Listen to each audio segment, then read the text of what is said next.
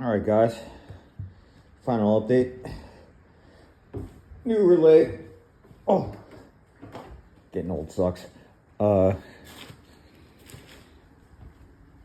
New starter.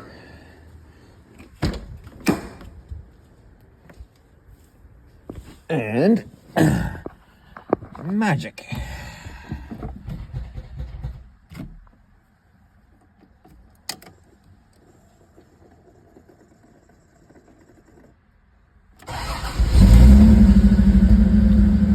Problem solved.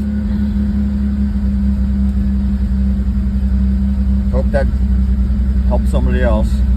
The damn panel down here though, I broke getting it out. But, you know, it is what it is.